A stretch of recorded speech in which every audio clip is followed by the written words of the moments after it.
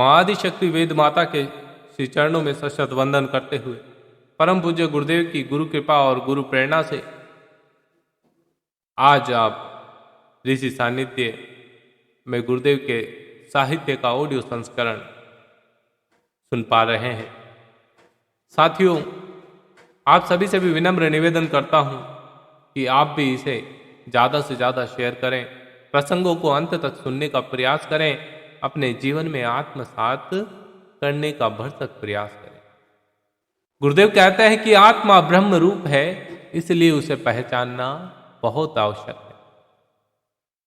गुरुदेव बतलाते हैं, अपने मन और इंद्रियों पर संयम रखिए, सद्गुणों को सीखिए, आत्मा के सच्चे स्वरूप को जानने की चेष्टा करिए, आत्म तत्व का नियमित रूप से ध्यान करिए, तभी आप उस अतीव गंभीर असीम आनंद व अमरत्व को पा सकेंगे।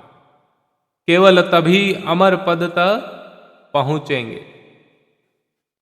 इस शरीर को ही आत्मा समझ लेना आपका सबसे बड़ा पाप है।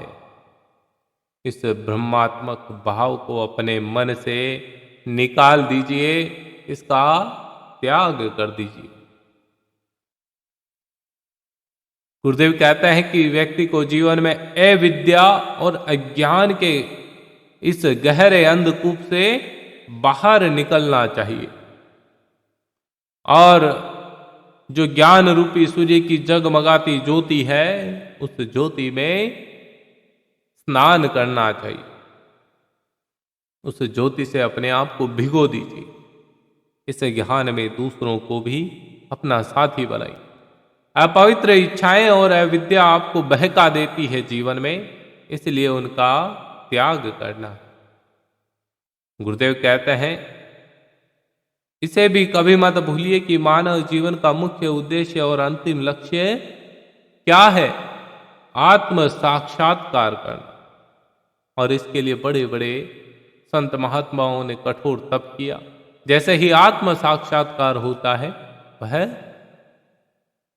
ज्ञानी हो जाते हैं, उनको ज्ञान की प्राप्ति हो जाती है, लोग उनका अनुसरण करने लगते हैं। झूठे बाह्य आडंबरों और माया के मिथ्या प्रपंचों में अपने आप को मत फंसाओ।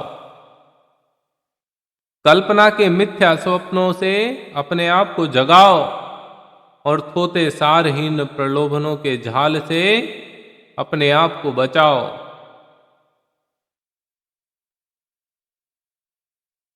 इस प्रकार से जीवन की ठोस और जीती जागती असलियत को पहचानो कि जीवन का उद्देश्य क्या है। अपनी आत्मा से प्रेम करिए, क्योंकि आत्मा ही परमात्मा है। परमात्मा अर्थात ब्रह्म है। इसीलिए गुरुदेव ने कहा कि आत्मा ब्रह्म रूप है, इसे पहचानो। यही सजीव मूर्तिमान सत्य है।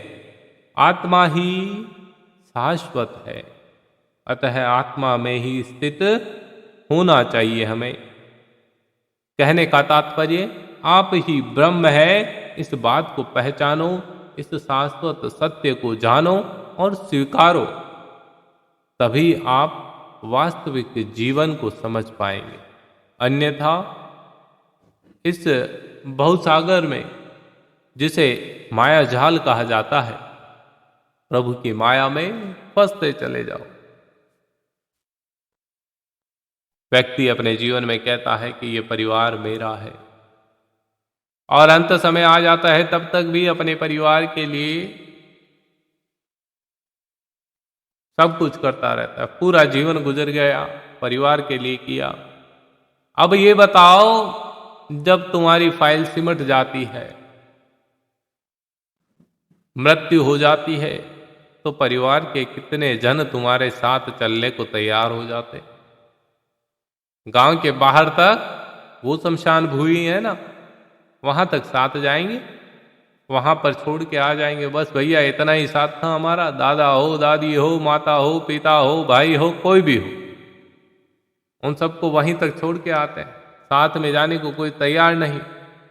तो तुम क्यों पागलों के जैसे पूरी जिंदगी उनके पीछे बर्बाद। हाँ, आपका सांसारिक और सामाजिक कर्तव्य है, पारिवारिक जिम्मेदारियां हैं, उन जिम्मेदारियों को निभाओ, लेकिन साथ में अपने लिए, अपने आत्मोत्कर्ष के लिए भी तो कुछ करो।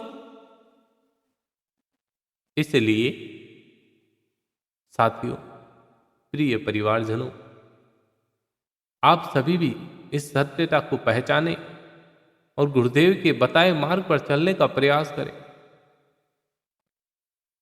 ताकि हमारा जीवन धन्य हो जाए। हमें मन में ये अफसोस ना रहे कि हमने जीवन कभी परमार्थ में जिया ही नहीं।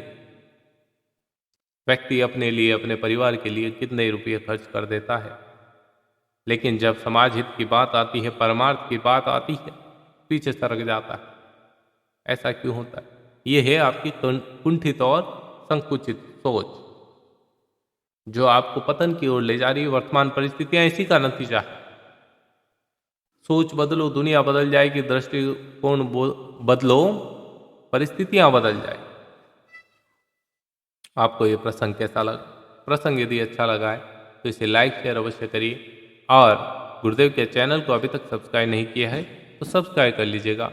जय श्री राम।